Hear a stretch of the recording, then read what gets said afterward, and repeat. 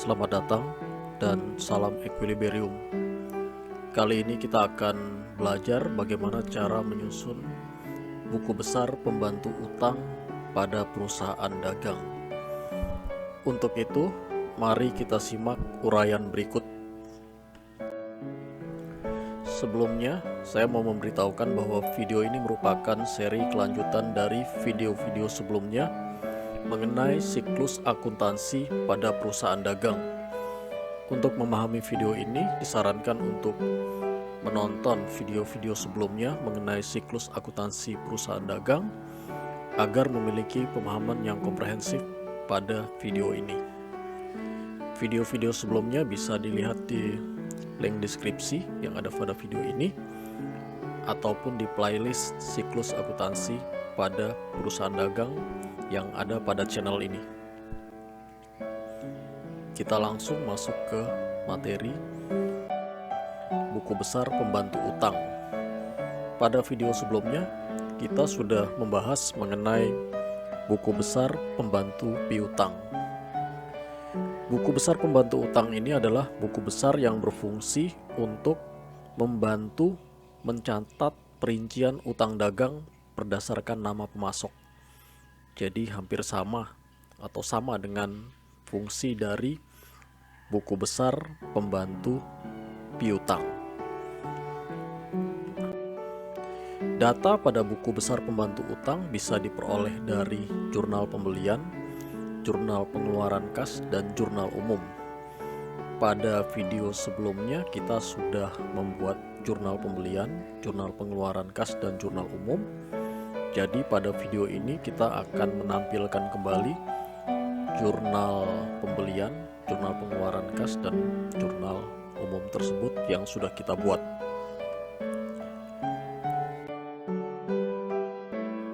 Ya, berikut ini adalah jurnal-jurnal tersebut ya, jurnal pembelian, jurnal pengeluaran kas, dan jurnal umum. Jurnal tersebut berasal dari soal yang sudah kita bahas pada video-video sebelumnya. Jadi ini melanjutkan video sebelumnya, dan kita berdasarkan data-data ini kita akan mencatat ke dalam buku besar pembantu utang. Yang pertama kita lihat data dari jurnal pembelian. Data dari jurnal pembelian ini kita akan catat ke dalam buku besar pembantu utang. Yang pertama adalah UD Makmur. Lalu kita perhatikan ya, ini adalah UD Makmur. Kemudian kita perhatikan buku besar di bawah ini juga kita buat dan kita namakan sama dengan yang ada di jurnal pembelian ini, yaitu buku besar UD Makmur. Jadi untuk mencatat hutang kita kepada UD Makmur, apakah ada, apakah bertambah atau berkurang, fungsinya kurang lebih seperti itu. Sekarang kita akan catat data dari jurnal pembelian ini ke buku besar berdasarkan nama pemasoknya. UD Makmur, CV Terang, PD Bintang, dan Toko Semesta. Jadi keempat ini data yang ada dari jurnal pembelian akan kita buat ke dalam buku besar pembantu utang. Yang pertama UD Makmur. Kita tulis tanggalnya tanggal 3. Lalu kita perhatikan, kita tulis keterangannya pembelian barang dan nilainya. Kita lihat karena ini buku besar pembantu utang, maka kita lihat nilai utangnya yaitu 7.800.000 di sisi kredit. Jadi kita tulis di sisi kredit 7.800.000 ini ya, berasal dari sini. Nilai utang dagang di kredit ya, di kredit. Jadi kita pindahkan juga di buku besar di sisi kredit, sehingga saldonya juga 7.800.000 di sisi kredit. Lalu selanjutnya kita lihat lagi jurnal pembelian yang berikutnya. Tadi sudah kita catat buku besarnya UD Makmur. Sekarang yang di bawahnya UD Makmur adalah CV Terang. Jadi harus kita buat buku besar CV Terang. Kita tulis dulu tanggalnya, tanggal 8 ya, berdasarkan data dari jurnal pembelian ya, ini tanggal 8, berarti ini tanggal 8 juga. Lalu kita lihat di debitnya perlengkapan 1 juta. Berarti keterangannya adalah beli perlengkapan. Lalu kita lihat kreditnya, yaitu nilai utang dagangnya. Ini adalah buku besar pembantu utang, jadi kita harus lihat nilai utang. Utangnya di kredit yaitu sebesar 1 juta. Jadi kita masukkan ke buku besar sisi kredit sebesar 1 juta. Sehingga saldonya juga tetap sama 1 juta. Kita lanjutkan lagi pada buku besar pembantu utang yang berikutnya. Tadi kita sudah mencatat UD Makmur, ya, buku besar pembantu utang UD Makmur, lalu buku besar pembantu utang CV Terang. Yang berikutnya adalah buku besar pembantu utang untuk PD Bintang. Kita buat buku besarnya sudah seperti ini, ya. Ini buku besarnya. Lalu kita masukkan data-datanya, mulai dari tanggalnya, kita lihat ini tanggal 14. Kita masukkan tanggal 14. Lalu kita lihat di debitnya ternyata pembelian, berarti ini adalah pembelian barang dagang. Pembelian barang. Lalu kita lihat nilai dari kreditnya itu 4.700.000 utang dagangnya. Kita masukkan ke sisi kredit 4.700.000, sehingga saldonya juga tetap sama, yaitu 4.700.000. Lalu kita ke pencatatan selanjutnya, yaitu sebelumnya sudah UD Makmur, CV Terang sudah, PD Bintang sudah. Yang berikutnya toko semesta. Kita perhatikan, ya, kita buat buku besar toko semesta sama buku besarnya seperti yang sebelumnya, tapi ini khusus untuk mencatat utang dagang dari toko semesta. Lalu cara yang berikutnya sama, kita masukkan tanggalnya, yaitu tanggal 23. Lalu keterangannya kita isi apa? Karena di sini serba-serbi peralatan, berarti yang dibeli adalah peralatan. Pembelian peralatan. Nilainya kita lihat sisi kredit, utang dagang 3.900.000. Kita masukkan 3.900.000. Sehingga saldonya juga tetap 3.900.000 rupiah. Lalu selanjutnya, ya, setelah kita melakukan pencatatan, sudah membuat pencatatan, tadi ada buku besarnya UD Makmur. Berikutnya kita akan coba catat transaksi yang ada hubungannya dengan UD Makmur. Dari jurnal apa sajakah yang ada kaitannya dengan utangnya UD Makmur? Kita lihat, ternyata dari jurnal umum tanggal 4 Januari ada yang berkaitan dengan UD Makmur, yaitu retur pembelian dan pengurangan harga UD Makmur, ya. Maka kita catat transaksi pada tanggal 4 itu adalah, kita tulis dulu tanggalnya, lalu keterangannya kita tulis retur pembelian, lalu nilainya kita perhatikan nilai utang dagang. Oke, kita perhatikan nilai utang dagangnya adalah 500.000 rupiah di sisi debit. Kita pindahkan ke sisi debit 500.000 rupiah, sehingga saldonya diperhatikan bahwa sebelumnya ada saldo 7.800.000, ya, ini 7.800.000 di sisi kredit. Kemudian ada saldo 500.000 di sisi debit. Satunya kredit, satunya debit. Maka harus dikurangi 7.800.000 dikurangi dengan 500, sehingga hasilnya adalah 7.300.000 di sisi kredit. Kenapa? Karena ini sisi kredit 7.800 dikurangi 500 yang di sisi debit, hasilnya 7.300.000. Selanjutnya lagi kita lihat di jurnal pengeluaran kas, ternyata ada, apakah ada transaksi yang berkaitan dengan UD Makmur? Kita perhatikan, ternyata ada ini UD Makmur transaksi tanggal 29 ini. Kalau ada maka harus kita catat tanggal 29 ya. Jadi kita catat transaksinya, tanggalnya kita tulis tanggal 29, lalu keterangannya bayar utang ya, pembayaran utang, nilainya adalah 7.300.000 ya sebelumnya.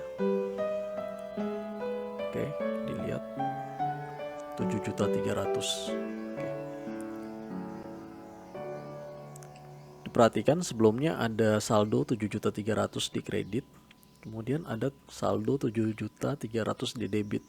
Berarti dikurangi 7.300.000 dikurang 7.300.000, maka hasilnya 0. Dengan kata lain, kita tidak punya utang lagi sama UD Makmur. Rinciannya begini, tanggal 3 kita beli barang 7.800.000, tanggal 4 barang tersebut ternyata dikembalikan senilai 500, sehingga dipotong, yang pembelian barang kita itu dipotong 500 sehingga jadi 7.300.000.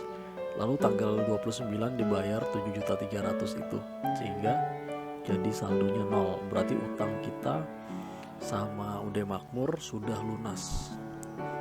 Penjelasannya kira-kira seperti itu. Selanjutnya kita lihat CV terang. Ini adalah buku besar pembantu utang untuk CV terang yang di bawah ya, kita lihat. Lalu di atasnya ini ada jurnal pengeluaran kas yang akan kita jadikan dasar untuk mencatat transaksi tersebut ke dalam buku besar pembantu.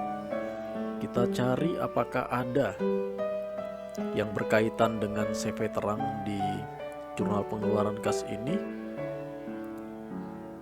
Yang berkaitan dengan CV terang sepertinya tidak ada ya.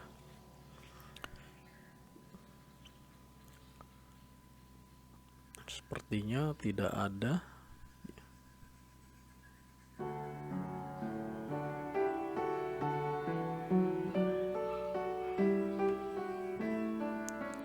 Kita perhatikan lagi. Oke, lanjut ke PD Bintang.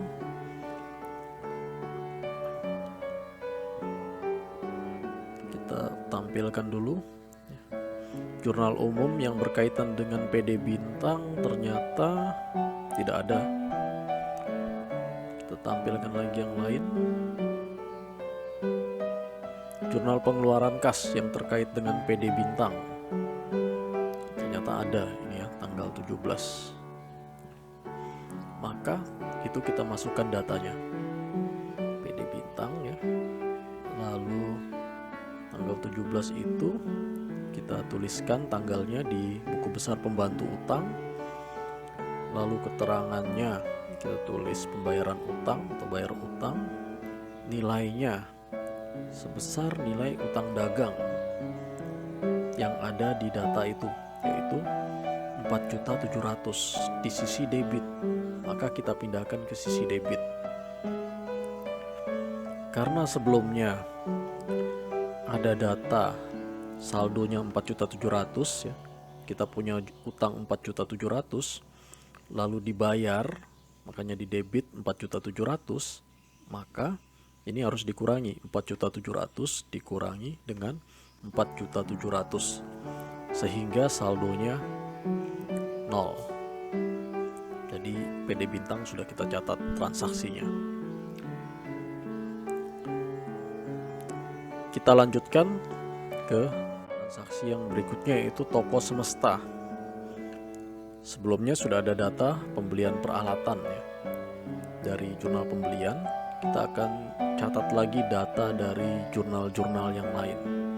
Kita tampilkan dulu jurnal umum. Kalau ada toko semesta di situ, ternyata di jurnal umum tidak ada toko semesta. Kita lanjutkan lagi ke jurnal yang lainnya, jurnal pengeluaran kas.